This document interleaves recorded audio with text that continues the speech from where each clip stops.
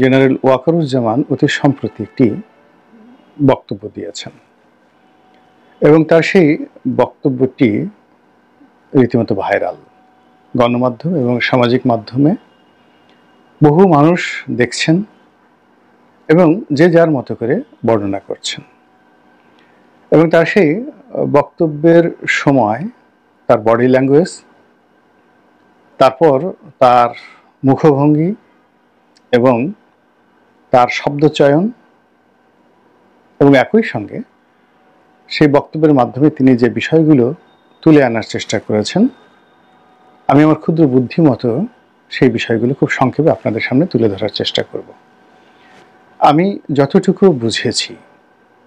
বুঝেছি তাতে মনে হয়েছে যে সেনাবাহিনীর প্রধান জেনারেল ওয়াকারুজ্জামান বর্তমানের যে সার্বিক পরিস্থিতি, এই পরিস্থিতির বেহাল দশা রাজনীতিতে, বেহাল দশা অর্থনীতিতে, বেহাল দশা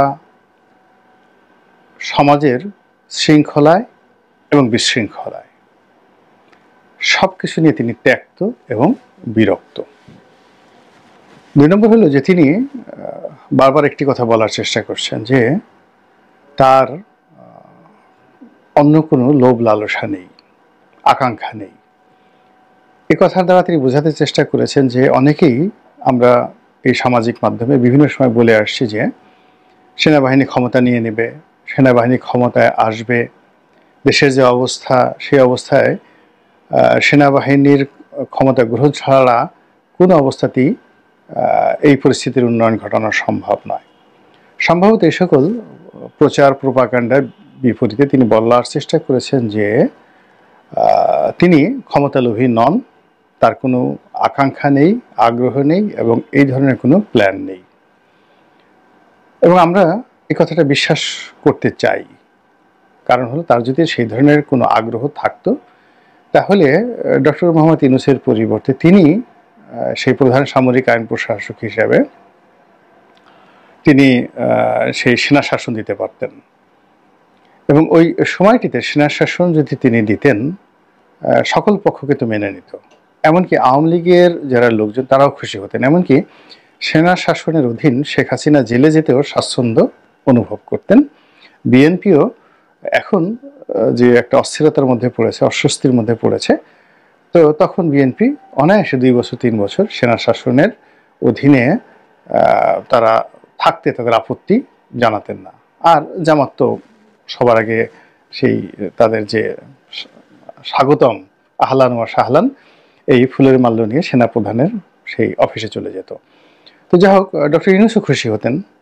তিনি তো শুধুমাত্র মামলা থেকে মুক্তি পেতে চেয়েছিলেন, ছাত্ররাও খুশি হতো, এর কারণ হলো তারা চাকরি চেয়েছিল। তো দেশের সেনাবাহিনীর শাসন থাকলে একটা নিরপেক্ষ পরীক্ষা ব্যবস্থা, কোটাবিহীন পরীক্ষা ব্যবস্থা যদি চালু হতো, ছাত্ররা বিসিএসে কর্মকর্তা হতেন, সারা দেশে মিলিটারি যাকে বলা হয় মার্শাল কোর্ট ল কোর্ট হতো এবং সেখানে খুব দ্রুত বিচার করে ছাত্রলীগ, যুবলীগ, আওয়ামী লীগ এদের সবার বিচার করা যেত এবং এতদিন অনেক কিছু কুল্লো খালাস হয়ে যেত। কিন্তু সেই কাজটি তিনি করেননি। সেই কাজটি তিনি না করে একটি বেসামরিক প্রশাসনের হাতে বা সরকারের হাতে ক্ষমতা দিয়েছেন। পেছন দিক থেকে তিনি লজিস্টিক সাপোর্ট দিয়েছেন এবং এখন পর্যন্ত দিয়ে যাচ্ছেন। কিন্তু এতে করে পরিস্থিতির অবনতি হয়েছে, ভীষণ রকম অবনতি হয়েছে এবং এই অবনতির কারণে তিনি বিরক্তি প্রকাশ করে বলেছেন এনাফ ইজ এনাফ। কিন্তু এই কথা বললে তিনি নিজের যে দায়, এই দায় থেকে তিনি মুক্তি পাবেন না। প্রথম কারণ হলো জনগণ কিন্তু শেখ হাসিনার পালিয়ে যাওয়ার পর সেনাপ্রধানের কথার উপর বিশ্বাস করেছে যে আমার উপর আস্থা রাখেন, আমি সব কিছু দেখছি। তারা কিন্তু ডক্টর মোহাম্মদ ইউনূসকে সেনাপ্রধানের মনোনীত ব্যক্তি হিসেবে মনে করেন। সেনাপ্রধানকে ডক্টর মোহাম্মদ ইউনূসের অধীনস্থ মানে ব্যক্তি বা কর্মকর্তা, যেটা শেখ হাসিনা জামানাতে তিনি ছিলেন, ওটা মনে করেন না কেউ। তো কাজেই তিনি ইচ্ছে করলে যদি খালি বলেন এনাফ এনাফ বা এটা হয়েছে এটা হয়েছে, এটা বললে তিনি পার পাবেন না। এটা হলো বাস্তবতা। দ্বিতীয় যে বিষয়টি এসছে সেটা হলো যে আমরা সেনাবাহিনীর ক্ষমতা বৃদ্ধি করার, তাদেরকে ম্যাজিস্ট্রেসি পাওয়ার দেওয়ার ব্যাপারে সুপারিশ করেছিলাম। সেনাবাহিনী ডিপ্লয় করা ছিল, 30,000 সেনাবাহিনী, কিন্তু তাদের ম্যাজিস্ট্রেসি পাওয়ার ছিল না আমরা যারা বলেছিলাম। তারপরে সরকার তাদেরকে ম্যাজিস্ট্রেসি পাওয়ার দিয়েছে এবং এখন পর্যন্ত ম্যাজিস্ট্রেসি পাওয়ার নিয়ে সেনাবাহিনী উল্লেখযোগ্য এরকম কোনো কাজ করেছেন বা করার ফলে দেশের শান্তি শৃঙ্খলায় আসছে এরকম পরিস্থিতি আমরা এখনো লক্ষ্য করিনি। ফলে তিনি যতই এনাফ বলেন না কেন, আলটিমেটলি সরকারের কর্তা ব্যক্তি হিসেবে সমস্ত কিছুর জন্য তাকেও একটা সময় জবাবদিহি করতে হবে, এটা হলো বাস্তবতা। আর প্রকৃতির একটা লীলা খেলা আছে, ভীষণ রকম লীলা খেলা আছে, যেটা জেনারেল ওয়াকারুজ্জামানের জন্য এই মুহূর্তে রেড সিগন্যাল হতে পারে। সেটা হলো যে মানুষ যা চায় না সে মানুষের পেছনে সেই জিনিসটি ঘুরতে থাকে, আর যারা যে জিনিসটি ব্যাপারে লালায়িত তারা কখনো সেই জিনিসগুলো পায় না। আমি ঠিক বেগম জিয়ার সেই 91-এর সরকার গঠন, শেখ হাসিনার জয়লাভ 1/11, তারপর 2008 সনে শেখ হাসিনার জয়লাভ, এরপরে বহু বহু মানুষের মন্ত্রী হওয়া থেকে শুরু করে মন্ত্রিত্ব হারানো, এখানে দেখেছি 99.99% কাজই প্রকৃতির আইন অনুযায়ী হয়েছে, কোনো তদবির হয়নি। আশ্চর্যজনক সব ঘটনা হয়েছে, কল্পনাও করতে পারিনি যে একটা মানুষ মন্ত্রী হবে, সে মন্ত্রী হয়ে গেছে। ইভেন ডক্টর মোহাম্মদ ইউনূস আজকে এই পর্যায়ে আসবেন, এখানে প্রকৃতি খেলে দিয়েছে। তিনি কল্পনাও করেননি, তিনি প্ল্যান করছিলেন যে কি করে পালাবেন, কোন দেশে থাকবেন, গ্রেপ্তার যদি হয়ে পড়ে তাহলে কি হবে, ইত্যাদি ইত্যাদি অনেক কিছু, কিন্তু আল্লাহ তাকে সিংহাসনে বসিয়ে দিয়েছেন।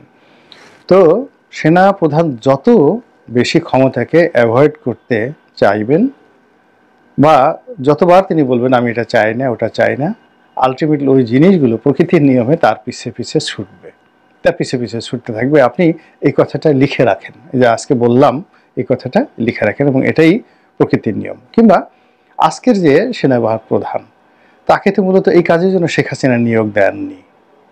শেখ হাসিনা যে কাজটির জন্য নিয়োগ দিয়েছেন সেটা তার জন্য বুমেরাং হয়েছে শেখ হাসিনার জন্য। সেনাপ্রধান আজকের এই দায়িত্ব পালন করবেন, তিনি সেটা নিজেও চাননি। যাই হোক, এই হলো তার যে বক্তব্যের কয়েকটা দিক, এবং সেখানে তাকে নিয়ে প্রকৃতি খেলছে। The nature itself is playing with him, এবং তিনি সেই প্রকৃতির খেলার বাইরে যেতে পারবেন না। এটা তিনি যত দ্রুত বুঝতে পারবেন, তাড়াতাড়ি বুঝতে পারবেন, আর সেটি তার জন্য ভালো হবে। 1 2 নম্বর হলো যে তার উপর যে প্রকৃতি ভর করেছে, এই ভাষণে আমি দেখলাম তিনি যে কমান্ড নিয়ে বা কমান্ডিং ভয়েসে যে কথাগুলো বলছিলেন এবং যেভাবে নির্দেশনা দিচ্ছিলেন এবং যেভাবে ডক্টর মোহাম্মদ ইউনূসের রেফারেন্স দিচ্ছিলেন, রাজনৈতিক দলগুলোকে নিয়ে কথা বলছিলেন, এবং স্পষ্টতই তার যে সিদ্ধান্ত, তার দৃষ্টিভঙ্গি, এবং এখানে যেমন এখানে কোনো ইফ চলবে না, বাট চলবে না, অর্থাৎ যদি কিন্তু চলবে না। এবং তিনি একটা জায়গাতে বলছেন যে এই জায়গাটিতে ফুল স্টপ দিয়ে দিতে হবে, এর সামনে আর এগোনো যাবে না। বিডিআরের বিচার নিয়ে তিনি বলছিলেন যে এখন বিচারে নিয়ে বিদেশের ইউটিউবাররা এখানে নেগোসিয়েশন করার চেষ্টা করছে, রাজনীতিবিদরা এখানে তদবির করার চেষ্টা করছে। তো বিডিআর সদস্যরা যে নির্মম হত্যাকাণ্ড ঘটিয়েছে এবং সেনা সদস্যদেরকে মেরেছে, এই টোটাল প্রক্রিয়াটা এই জায়গাতেই ডট দিয়ে দেওয়ার জন্য তিনি যেভাবে নির্দেশনা দিয়েছেন, এটি গত 7 মাসে কখনো হয়নি।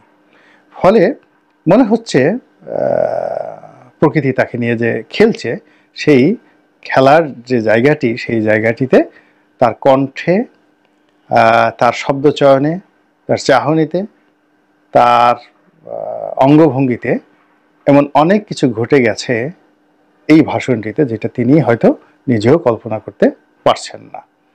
কিন্তু যারা প্রকৃতি নিয়ে বিশ্লেষণ করেন, বিচার করেন, তারা ঠিকই বুঝতে পেরেছেন। এখানে কতগুলো বিষয় তিনি বলেছেন যে ডিসেম্বর মাসে নির্বাচন বা 18 মাসের মধ্যে নির্বাচন। আমি যেভাবে ডক্টর মোহাম্মদ ইউনূস সাহেবের সঙ্গে দেখা করেছি, তিনিও এখানে সম্মতি দিয়েছেন। বারবার তিনি একটি ফ্রি, ফেয়ার অ্যান্ড ইনক্লুসিভ ইলেকশনের কথা বলেছেন, অর্থাৎ সেখানে আওয়ামী লীগকে নিষিদ্ধ করা কোনো প্রশ্নই আসে না।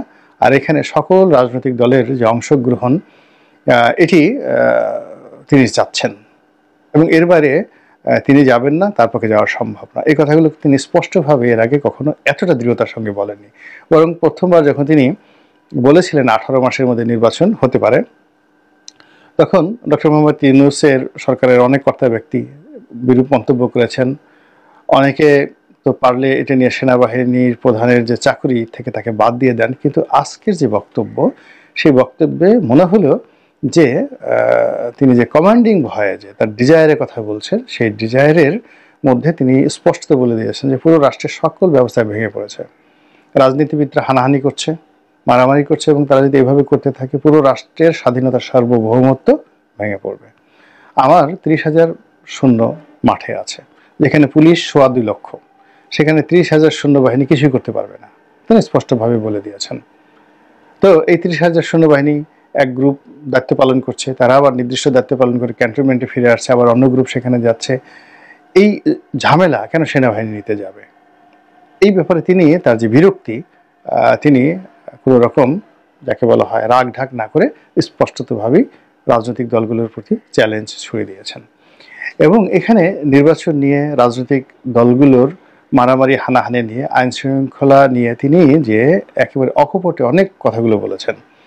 এবং কেন এই অপরাধ হচ্ছে, এই অপরাধ হওয়ার জন্য অপরাধীরা কেন এই সময়টিকে বেছে নিয়েছে, কেন এটাকে স্বর্গোদ্যান মনে করছে, অপরাধের স্বর্গ রাজ্য মনে করছে, সেটারও তিনি ইঙ্গিত দিয়েছেন যে আপনারা মারামারি করবেন, কাটাকাটি করবেন, নিজেরা চাঁদাবাজি করবেন, একে অপরের 14 গোষ্ঠী উদ্ধার করবেন। আর এই সময়টাতে ছিনতাইকারী, ডাকাত, রাহাজানি, ধর্ষক যারা রয়েছেন তারা আঙ্গুল চুষবেন, এটা হয় না।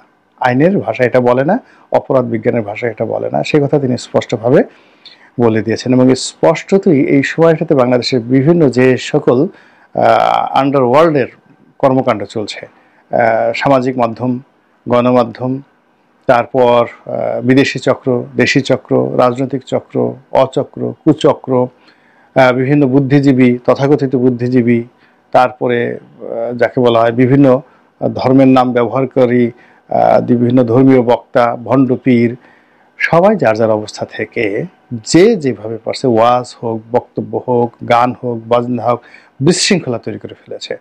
তো এই বিশৃঙ্খলা যে তাকে উত্তেজিত করে ফেলেছে, এই বিশৃঙ্খলা যে তাকে কঠোর করে ফেলেছে, এই বিশৃঙ্খলা যে তাকে দৃঢ়তা দিয়েছে, এটা এই বক্তব্যে আমরা বুঝতে পারলাম।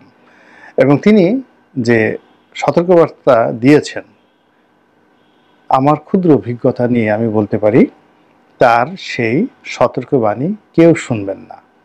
তিনি যাদেরকে জন্য সতর্কবার্তা দিয়েছেন কেউ শুনবেন না। আমাদের দেশের মানুষ কথা শুনে না, আমাদের দেশের মানুষ বাড়ি খায়, আমাদের দেশের মানুষ লাথি এবং গুঁতো না দেওয়া পর্যন্ত সে বুঝে না। তো এখানে জনাব ওয়াকারুজ্জামানকে শক্তি প্রয়োগ করতে হবে, এর বাইরে কোনো অবস্থাতেই তিনি যে কথাগুলো বললেন এগুলো আমরা শুনলাম, শুনতে ভালো লাগলো, কিন্তু এগুলোর কোনো কাজে কাজ আসবে না। আর সেই কাজ যদি না করেন তাহলে তিনি যে গর্ব করলেন যে সেনাবাহিনী, নৌবাহিনী, বিমান বাহিনী তারা কাজ করছেন এবং তারা এখনো পর্যন্ত যে চেইন অফ কমান্ডের মধ্যে রয়েছেন, শৃঙ্খলার মধ্যে রয়েছেন, তো সেই শৃঙ্খলা যদি স্বাধীনতায় না থাকে, দেশে যদি বিশৃঙ্খলা আরও ব্যাপক আকার হয়, তাহলে এই 3 বাহিনীর সদস্যের সংখ্যা কত? সাকুলে 2 লাখ। 2 লাখ মানুষ তো চেইন অফ কমান্ডে থাকতে পারবে না। এমনকি তারা মানে ক্যান্টনমেন্টের মধ্যে যদি দরজা বন্ধ করে নিজের এলাকাতে সমস্ত কামান, বন্দুক, তারপরে শস্য এন্টি মিসাইল, সে যাকে বলা হয় এয়ারক্রাফট মিসাইল, যে সকল মারণাস্ত্র রয়েছে সেগুলো যদি চারিদিকে তাক করে রাখেন তবু তারা রক্ষা পাবেন না। এর কারণ হলো সবচেয়ে ইফেক্টিভ মধ্যপ্রাচ্যের ইফেক্টিভ বাহিনী ছিল সাদ্দামের রিপাবলিকান গার্ড। 10 লাখের ছোট্ট একটা দেশ ইরাক, সেখানে 10 লাখ সেনাবাহিনী ছিল এবং এর একটা বিরাট অংশ ছিল রিপাবলিকান গার্ড। দুর্ধর্ষ সেই রিপাবলিকান গার্ড সম্পূর্ণ কিন্তু ভ্যানিশ হয়ে গিয়েছিল এবং সেই রিপাবলিকান গার্ডদের দিয়েই কিন্তু আইএস তৈরি করা হয়েছে আমেরিকা এবং ইসরায়েলের মদদে। তো কাজেই আমাদের এই যে বাংলাদেশে এখন যে শকুন উঠছে মাথার উপর, কাজেই এখানে যাদের হাতে লাঠি আছে, যাদের হাতে ক্ষমতা আছে, তাদেরকে সেটা প্রয়োগ করতে হবে। সেনাপ্রধান আজকে যে ভাষায় কথা বলেছেন তাকে স্বাগত জানাচ্ছি এবং এই ধরনের কথা আরও ঘন ঘন তার বলা উচিত। এবং দৃশ্যত আলটিমেটলি যেহেতু বদনাম তারই হবে, সুনামও তারও হবে, কাজেই তিনি কারোর উপর দায়িত্ব ছেড়ে দিয়ে বা ওখান থেকে তিনি একটা বক্তব্য দিয়ে বললেন যে অমুক ওটা করবে অমুক ওটা করবে, এতে হবে না, এতে করে আরো ক্ষয়ক্ষতির পরিমাণ বাড়তে থাকবে। আল্লাহ আমাদের সবাইকে হেদায়েত